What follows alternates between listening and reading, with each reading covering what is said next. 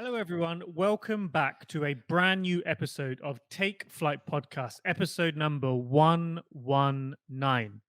Now, this episode is another special one, and as you have guessed from the title, with it being a Take Flight Talks episode, these episodes are where we interview thought leaders sharing with us their journey and expertise on how they've been able to take flight in their respective arena. Now, today's very special guest is Nish, a young man of many talents who is a British singer, songwriter, and musician of Bangladeshi descent. Now, Nish made his official debut in a Bengali remix of Mumsy Stranger's original song, Jan Atki, which became the first Bengali track to reach number one on the iTunes world charts.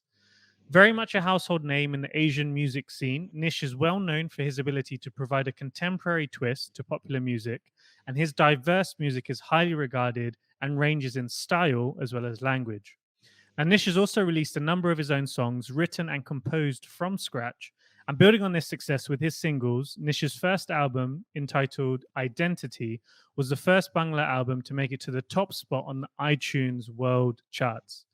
Now, in addition to performing to capacity audiences and creating much loved musical content, he has collaborated with major musical icons across the United Kingdom. Often referred to as a pioneer of modern British Bengali music, Nish's repertoire has been constantly evolving as a result of his enthusiasm and education in music from a young age.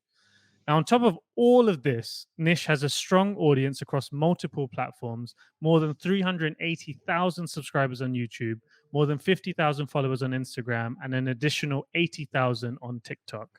Now, if all the above isn't impressive enough, Nish has overcome his fair share of challenges too, in recent years being diagnosed with cancer and beating it. So it's an honor to have Nish with us today. In this episode, we'll be discussing Nish's journey from his younger years to becoming a musician today, his why and the economics of the musical business, and lots of tips and recommendations for others starting out, hoping to take flight. Now let's hit the music and start the episode. Take off, take flight with you. For we never fly, but we're flying. It's a serious intro. Always Flames, serious, always. right? Solid. Always serious. Always That's serious. a solid intro. That's like Tom Ballou from Impact Theory. So, Nish, welcome to Take Flight Podcast. As you can probably already tell, we are all very, very excited to have you on. So, the audience has heard an intro at the beginning, but how would you describe your journey in your own words? It's been crazy, unexpected, and every day I've learned something new. I would say if I was to really briefly put it, I'd say those three things.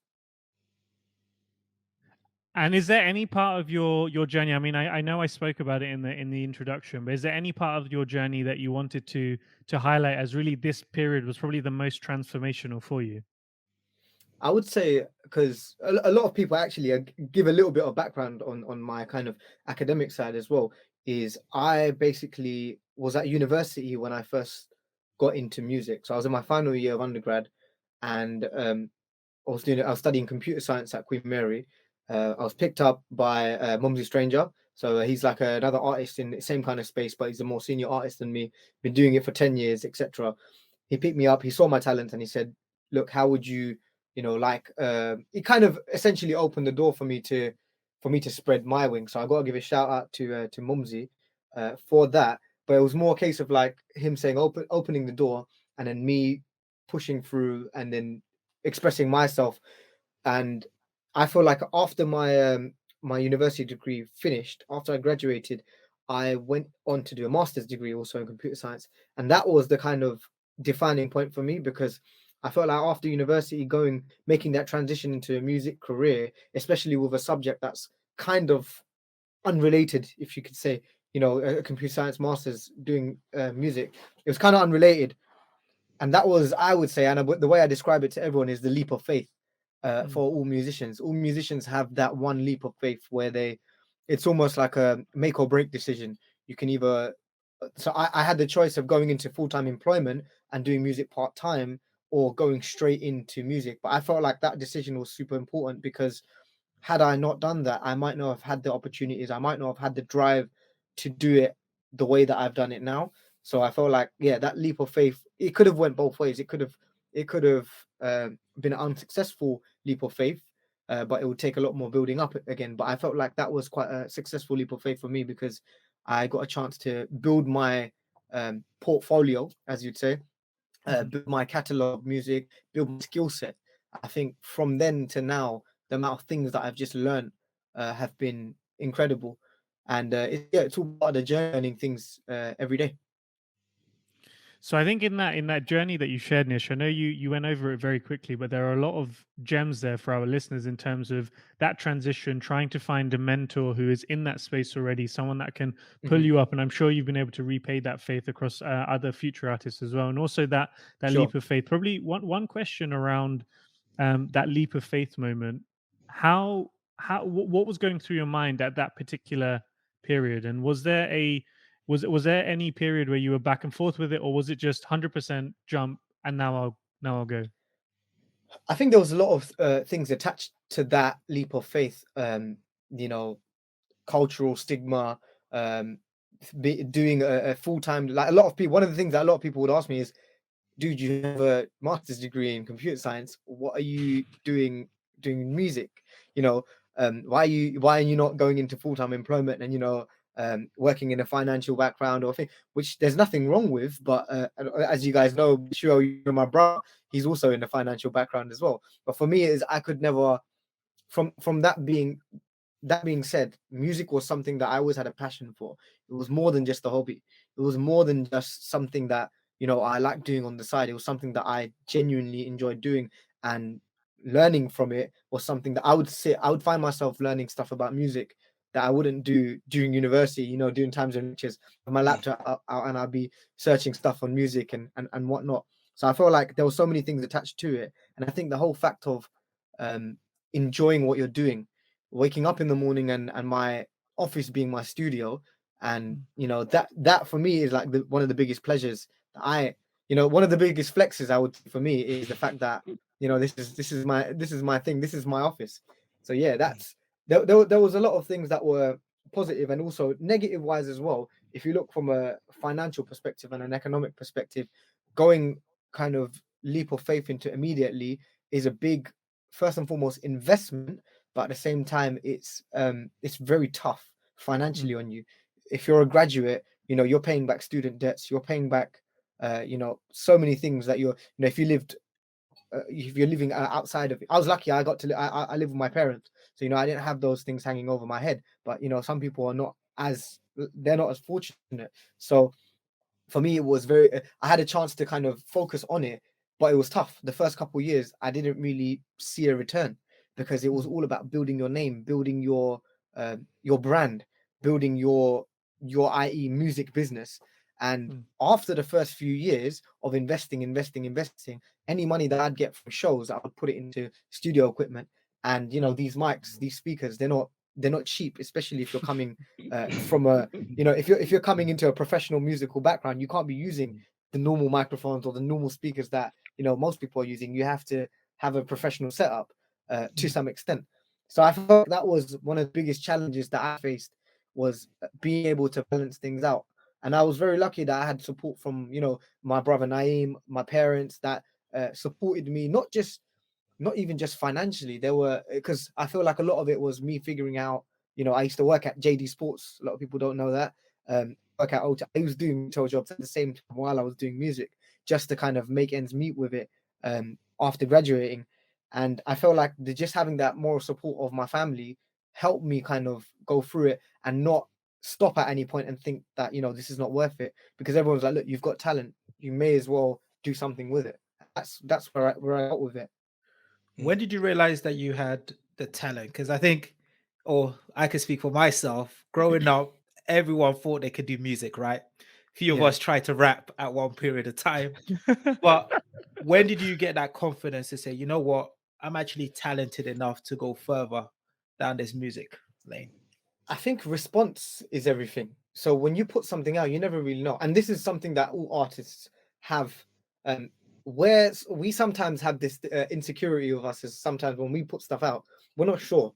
We kind of put it out. It can work either way. Sometimes you feel like something is so good, you put it out there, and not many people connect with it. And something that you might put out that you don't really have much of an expectation for blows up. And like I said, it's more about a response when a group of people start to say, hang on, this is when you got like a majority of people saying, yo, this is quite good. When you start showing people, naturally your confidence as an artist goes up.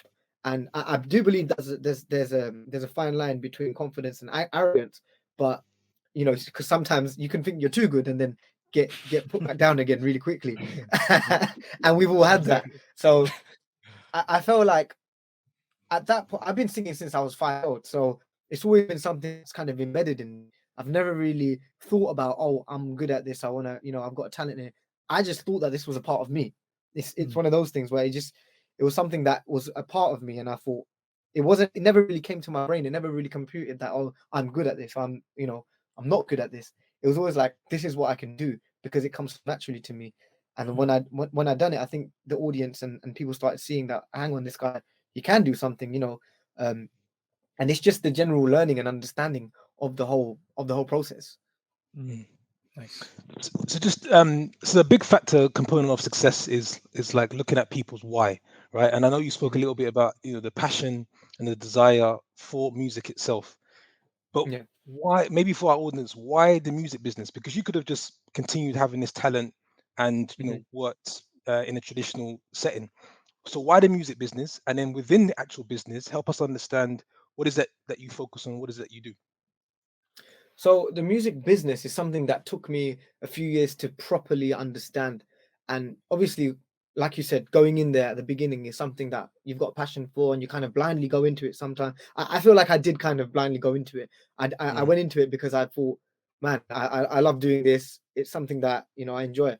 But if we kind of flip it to the business side of things, what blew my mind essentially was the fact that I could make a song and make money off singing and make money off my own voice. That for me was that was a concept that blew my mind once I found out about royalties and distribution and getting paid for shows. I remember when I was growing up and doing, I would want to get onto shows for free and say, oh guys, can you put me on, or pay for travel to get onto these shows and perform.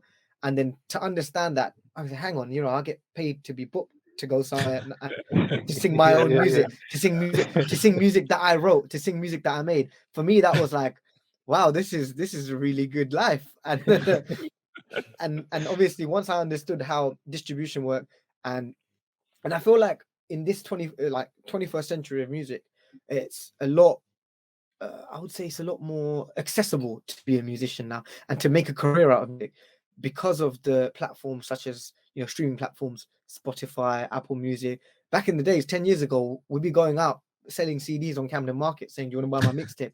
That's it was the grind. That's what it was. And there's an art to that grind as well. But we're a bit lucky because we can just go online, distribute stuff, put it out there and get paid off royalties and stuff like that, and get paid off bookings, get paid off branding endorsements. There's a whole thing that comes with being an artist. There's branding. You as an artist, once you build yourself as a following, certain people want to invest money in you for their own brand. You might get like I had a deal with Champion Europe, which is like a major clothing brand, for them to sponsor some stuff in my music video.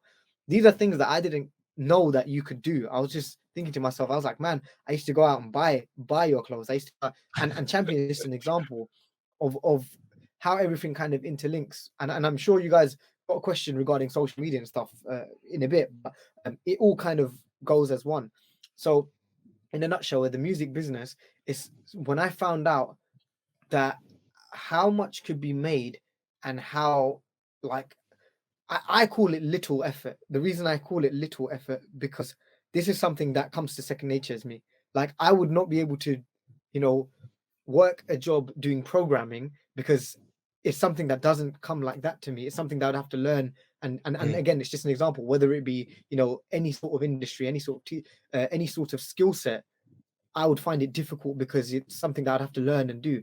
Something like music is something that is just natural to me. So I felt like this was it's almost like an easy way out, if that makes sense, to make money. Because I was like, I know what to do here. And then, once it all kind of fit in place, it was just like a seamless engine. Just to follow up on that, I love the insights. Do you find yourself focusing more on the business aspect of the music, or still nurturing your talent? I guess you have to nurture your talent to continue to be great. But where do you Yeah, find your focus having to be more on? Because the business side is huge, significant, and you have to get that right, yeah, of course. yeah. The business side is massive. I think at this current moment in time, so it really depends. Mm, It really depends on what. So my day to day is really strange because there's like 2 weeks where I'm flat out in studio, and then 2 weeks I'm doing nothing at all. And my mm. family find that so strange. They're just like, you sleeping for 2 weeks, or like we don't see you for 2 weeks, and it really depends, P. Because if you think about it, when I'm running studio sessions, then my sole focus is on creative, on creating, on the whole creative, doing the music. And when I'm not doing that, when I've got like a product, when I've done creating, that's when the PR, that's when the business comes in. That's when, Switches. okay, how are we building our deck to sell these records? What are we putting, what kind of money are we putting into the promo? What kind of money are we putting into ads? How much are we going to make off this? Who's going to hear it? That's on the non-creative side. I say creative, it's still a creative, but Mm, from making music and not making music, they're the two things I would separate. And at this current moment in time, I'm kind of on the non-music side of it at the moment. My brain is a little bit in the whole business side at the moment, business but side. then give it a few months, I'm going to be creating again, and then my brain's going to be in music. That's the Got best it. way for me to explain it. Love it. Yeah, love it. And where did you learn the business side? Because I guess there's so much complexity there. And I heard you Mhm. say before that you were learning sort of on the job, right? Which Yeah, meant you made some mistakes there. But who do yeah, you get advice from in terms of, am I doing this the right way? Is this the yeah. right deal or partnership I should do? Should Mhm, I put it on YouTube versus put it on Spotify exclusively? Like, mhm. where do you get that knowledge from? So the truth of the matter is a lot of that stuff comes on the job, like you said. It comes from trial and error. I think music is one of those things where Mm. you can put something out, you can have a bad time, and you just learn so many things from it. But overall, I think it boils back to me having a mentor in Mumsy.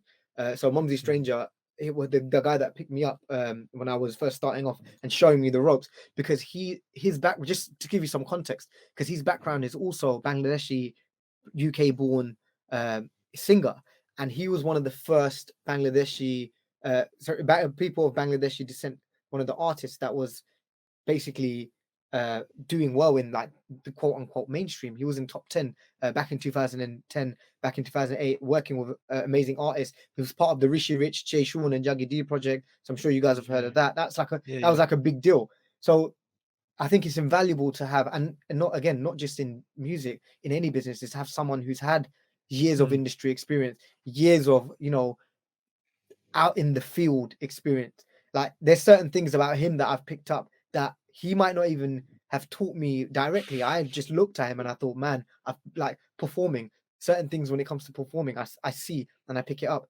As for the business side of things, if I don't understand it, I'll get on a phone call to him and be like, hey, bro, this is not adding up. How do I do this? Or what do I do in this step? And again, it's just having that second opinion. I love that answer because I think for our listeners, it's translatable to whatever industry you're in. The Mm. Yeah. ability of finding a mentor, someone that's done it in that space, not someone that's just talking about it, but someone that's actually Mhm. lived that experience and hands you that blueprint where you can then learn and imitate and change based on sort of the current times if needed.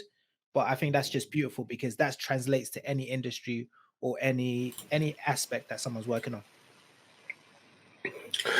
Nish, want to ask a question. So all of us on the podcast come from either an African or Asian background, a household. Yeah.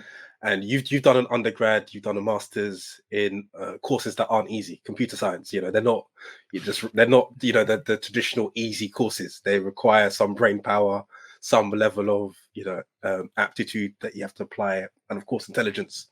So when you broke it to your family, so your parents, how did they take it when you said, I want to pursue music full time?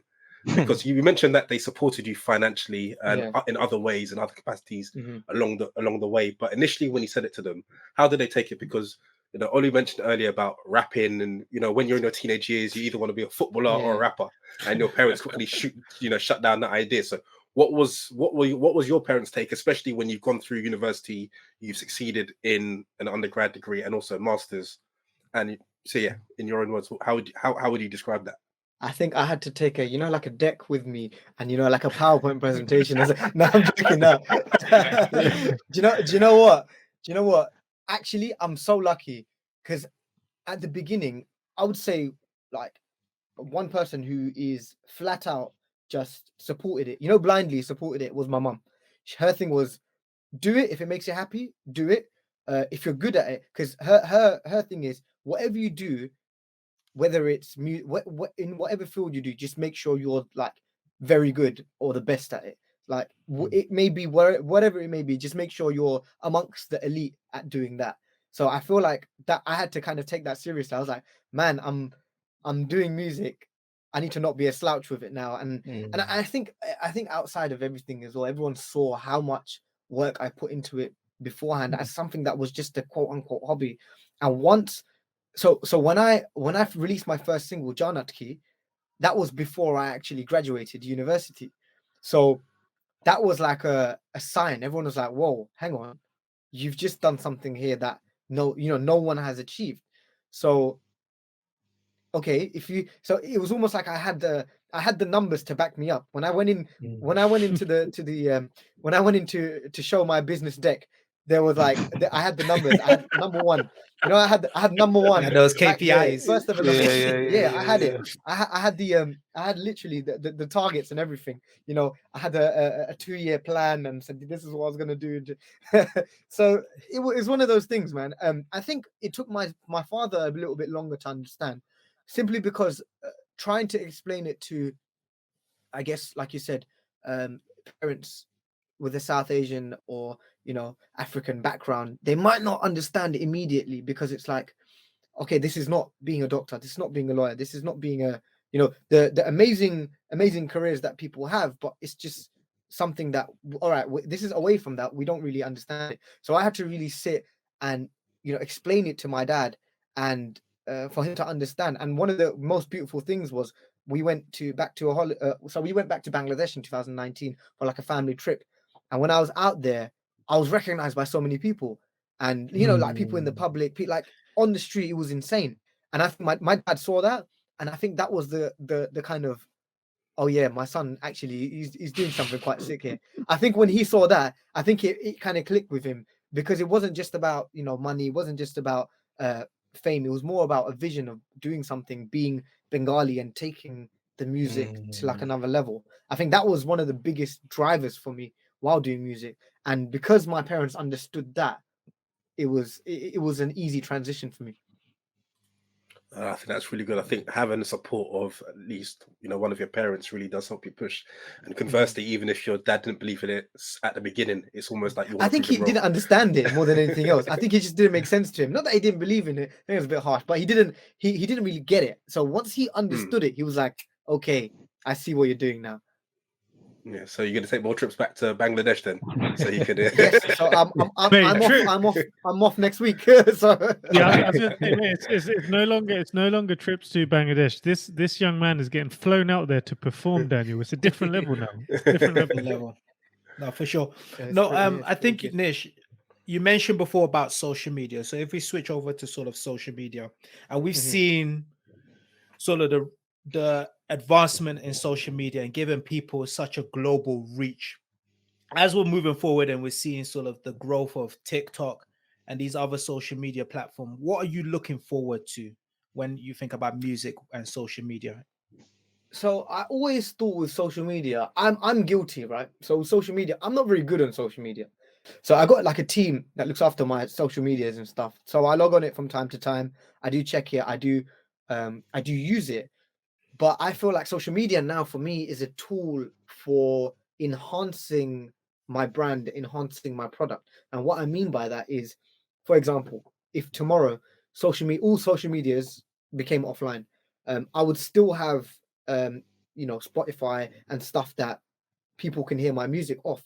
But for me, it's again, it was never really a huge priority for me. It's something that was always there. For me, the creative priority has always been, in the studio making the music. But coming back to the point that I was saying to P as well, is now coming back to your, the 2 weeks where I'm not in the studio, where I'm figuring stuff out, making the plans, making the decks for selling this music. Social media is in a very, very important role in it now. Now, I at the beginning I gave a lot of impotence on Instagram and Twitter. I quite like using Twitter for, like, I think it's a very funny social media. There's a lot of jokes on Twitter, but and it's a very good news updating social media for me. So in terms of music, I don't really post too much stuff music wise there. It kind of translates throughout all my social medias: Facebook, Instagram, TikTok, Twitter.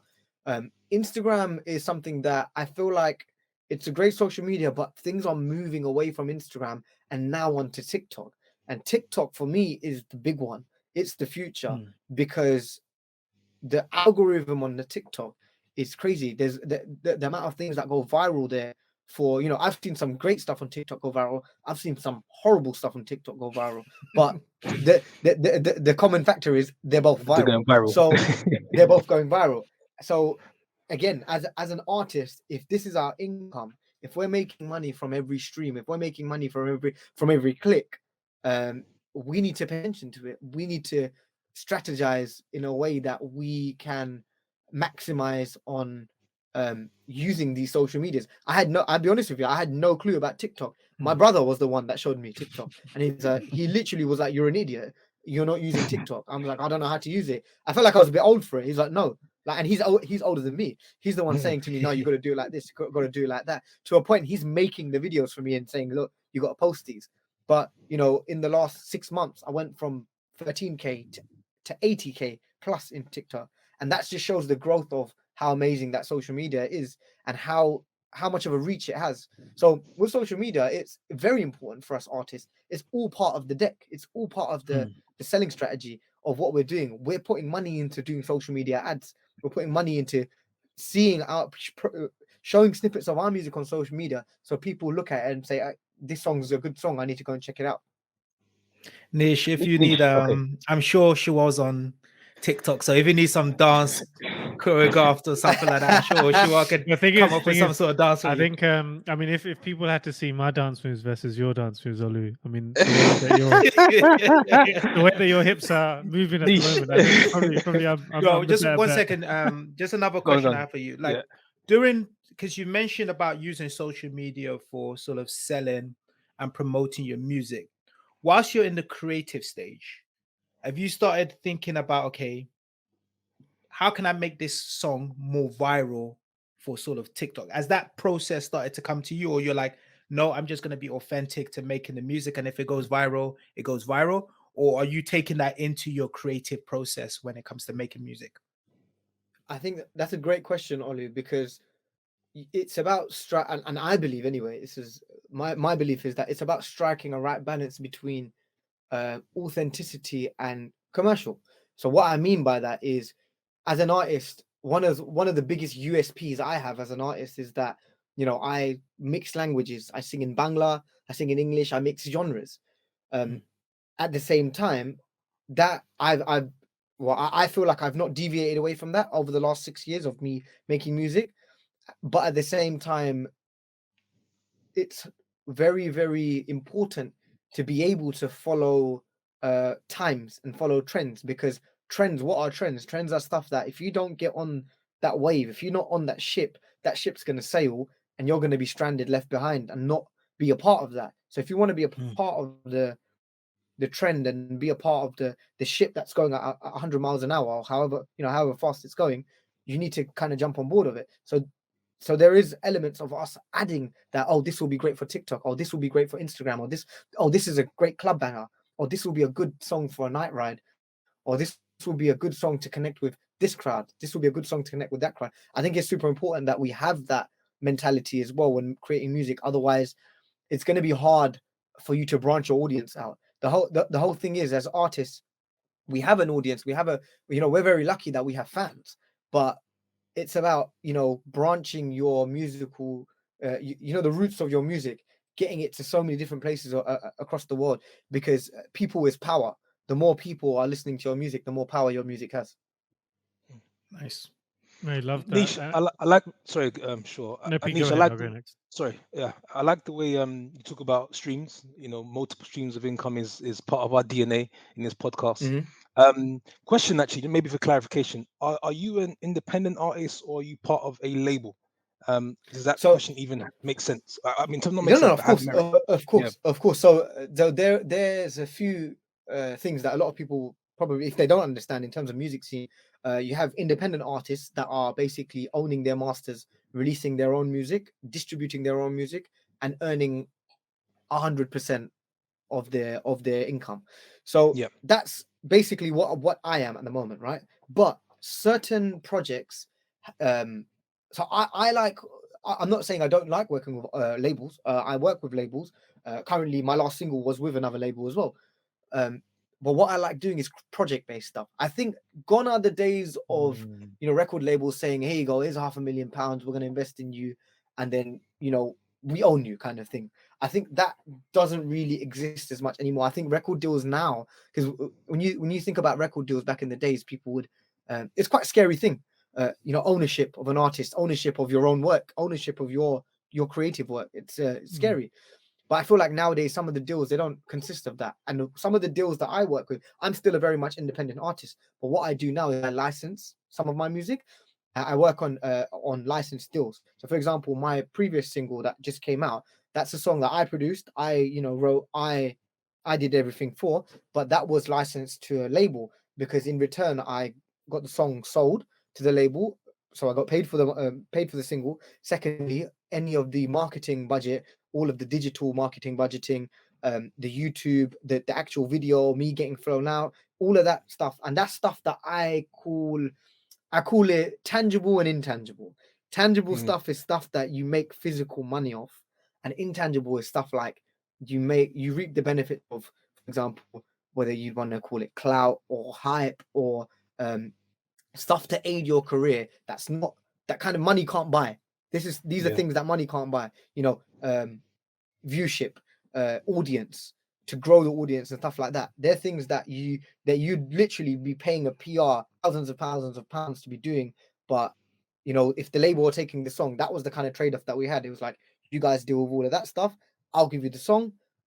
You guys cover the video. You guys cover the marketing. You guys do, and that's kind of how it works with a lot of so a lot of these times people have splits as well. So an example, a wild example would probably be like a 50-50 split of the master.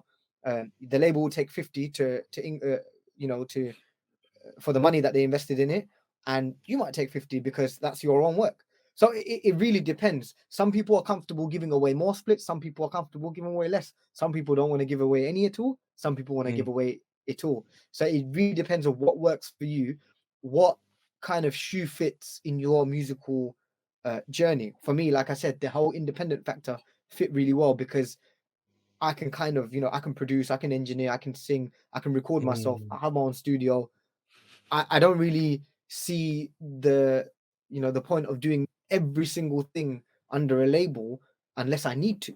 So at this moment in time, I don't need to. But when I do need to, I can, pitch my projects, pitch a deck to a label and say, look, I've got an EP that I'd like to, and then come to an agreement. So that's kind of how it works. Nice. Love it. I think Nish, I think what everything that you've said so far, I think it all demonstrates why we all thought it would be great to have you on the podcast, because this goes beyond music. There's so many lessons that you're sharing, that whether it's music, whether it's real estate, whether it's any investment class, any business that you want to create yourself, I think there are a lot of lessons that you're sharing. So I hope the listeners are making notes either in physical with their notepads like Olu does, or even in notes on the iPhone. But one question I had, Nish, and just to double click a little bit on that business perspective that you were discussing with Pabilo, because you mentioned, I mean, you've got the championship sponsorship, you've got touring, you've got royalties, you've got licensing that you've just mentioned. Very curious to know, over the next 12 to 24 months, what are your priority areas from a business perspective, and where are you really narrowing down on? I think I've got to crack down on distribution and just kind of, I think catalog numbers of number of releases, because the thing with music and the thing how royalties work, and you can make money off music that you've released 5 years ago. 5 years later, you'd still make money off it. 10 years later, you still make money off it. As long as that music is out, you're making money off that. So it's like a snowball effect. You can kind of say it's whenever it comes out, it will. The more things you have, the more money you make off it. You know, in very simple terms, the more songs you have out, the more money you make from it. So that's kind of where I want to be in the next. It's like a two. I'm putting myself like a 2-year project. Let's say 2 year, about 18 months. I would say I'm giving myself 18 months to kind of really have a and this is more kind of like the next step of my career, I would say. Understanding how building the catalog, having that background, so that when I may not be as relevant anymore, because that's what happens with artists and musicians. You have a period where you're popping, and unfortunately, you might not be popping. You might get a new kid on the block who's 10 times better than you. It's just the way that it works. So so it's about preparing for when you're not going to be at the top of the game. How are you still going to be there? How are you still going to be, Dr. Dre? How are you still going to be Timberland? How are you still going to be, these moguls who are billionaires making money off music when they're not really releasing music as much anymore? 50 Cent is a great example. 50 Cent is one of the richest men in TV right now. He's a rapper, and that's because he's put himself, he's done the whole series, Power, everything, because again, it's a different avenue, a different stream of income. So with me, what I'm trying to do is, after I've built my catalog of music, once I've had fun with that, I'm going to be looking into video, because I come from a video editing background, from back in the days, from before music even. So I think that's just kind of like a passion project for me, where I want to get into video and whatnot. I've directed a lot of music videos myself, but I haven't actually put my name on it, because it's one of those things that I've just done out of passion. And so I'm going to look at doing more things, look at alternative business avenues, but within the music scene or within the creative space. And Nish, thanks for that, and that's very insightful.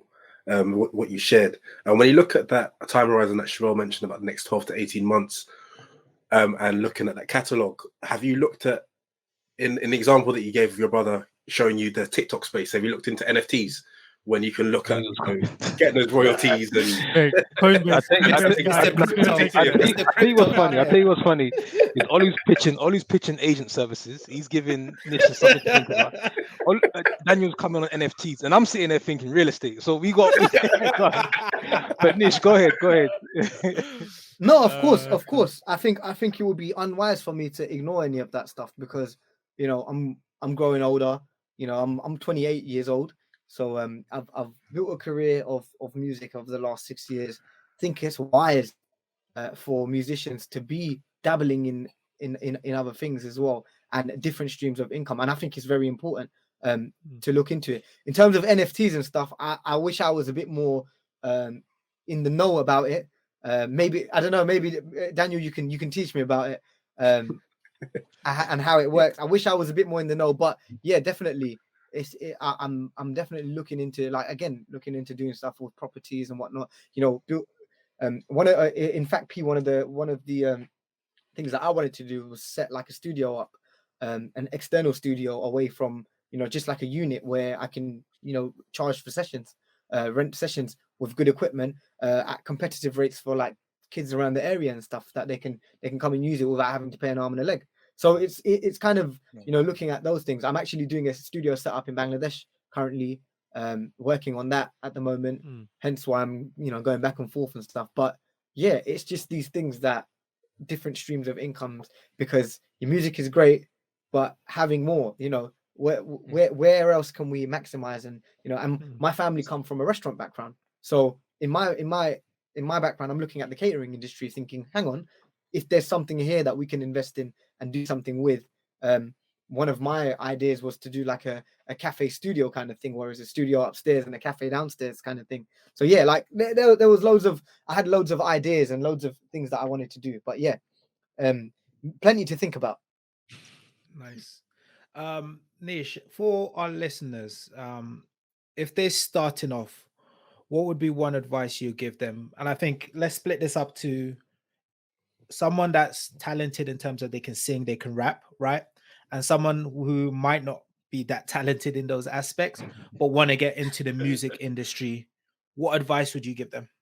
Like one advice starting off. One of the best things I would say for anyone, and I kind of think it applies to most industries anyway, most creative industries. Find what you're good at.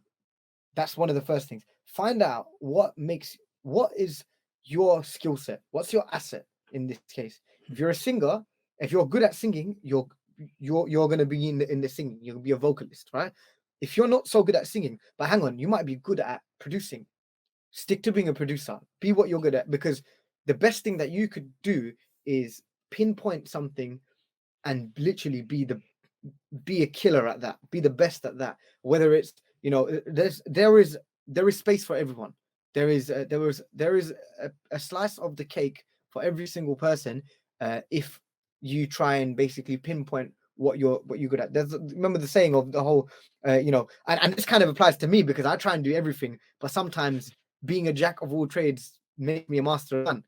But however, that comes with a price, because I still do music and stuff, but then at the same time I'm dabbling into other stuff as well. But I feel like after all of the stuff that's gone in my career and all of the dealings that I dealt with, it's more just about learning process rather than me trying to master everything. I feel like I'm just trying to learn everything. Yeah, one of the best advices that I would say is pinpoint what you're good at. If you can figure out what you're good at, go for that, because that's going to be what's going to take you forward. Dope. Appreciate it. You just killed my rap dream, but appreciate it. Ollie, your rap dream might be over, but your dancing dream is still alive, bro.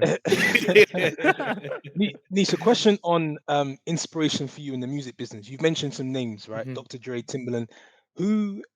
Who inspires you from a talent standpoint and business standpoint and beyond your genre, right? From a young age, it's very, very easy. I've got a few names. Ryan Leslie is one of them. I don't know if you guys have ever heard of Ryan Leslie. Of course. I'm a big Arles fan.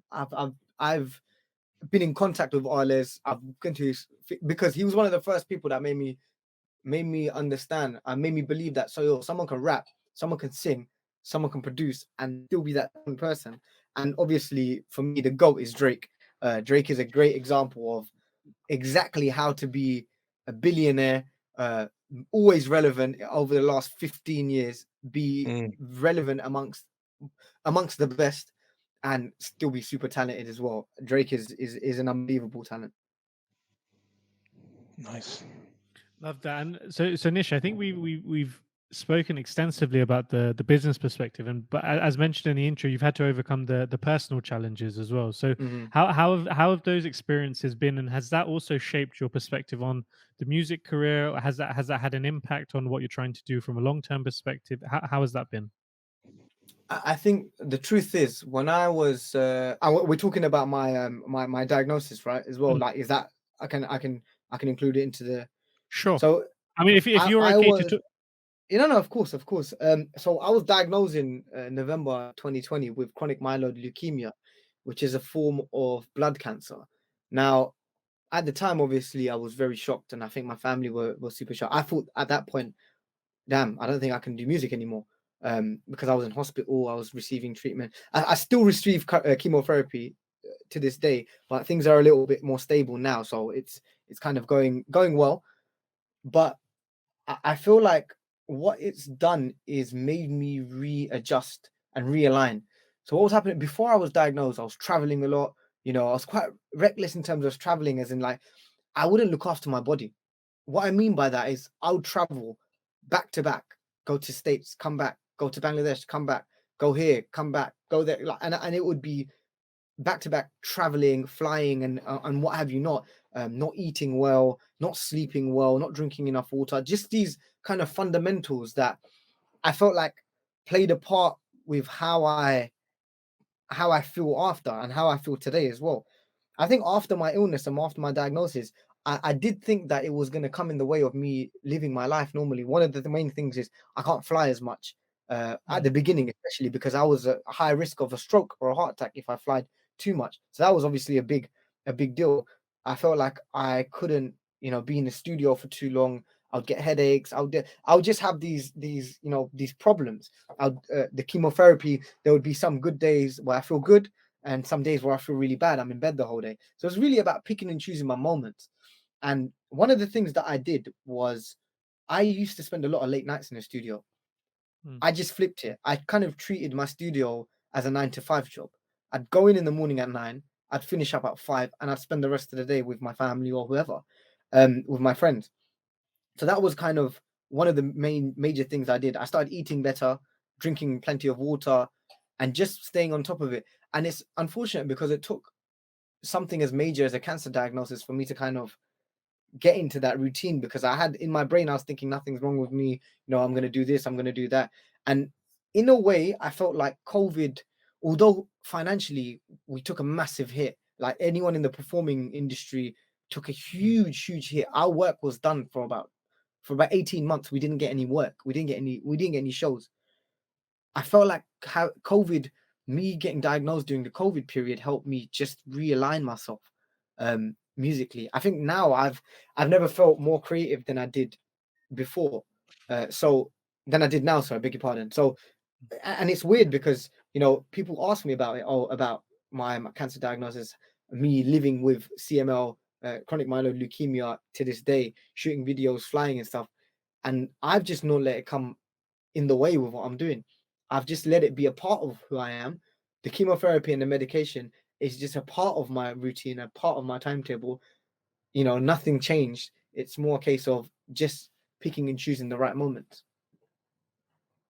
That's powerful stuff. Powerful stuff. And I think anyone that's listening and thinking about which area should I go into or things that I should do, challenges will come up. But I think the challenge that you've had is probably one of the biggest that anyone could face when it comes to life-threatening illnesses. And I think the way that you've positioned it, the way that you've gone through it, is really inspiring to hear. And I think it's really going to inspire lots of people. And looking forward to seeing all the big future success. When I think this is just the tip of the iceberg, and you've already achieved so much as we've discussed.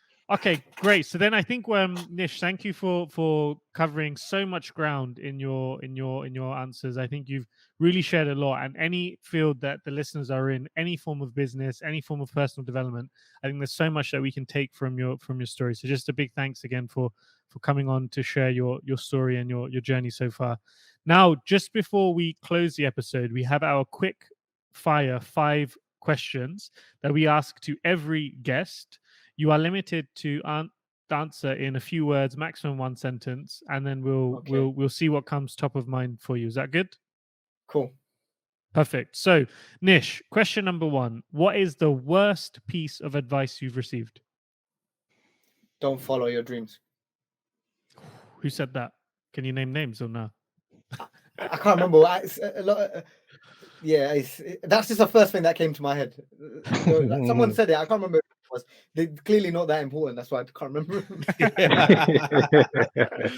Yeah, I mean, if they listen to this episode, your advice got completely ignored. Whoever said that, but no, that's a definitely a piece of advice. That I think we're all happy that you didn't listen to that.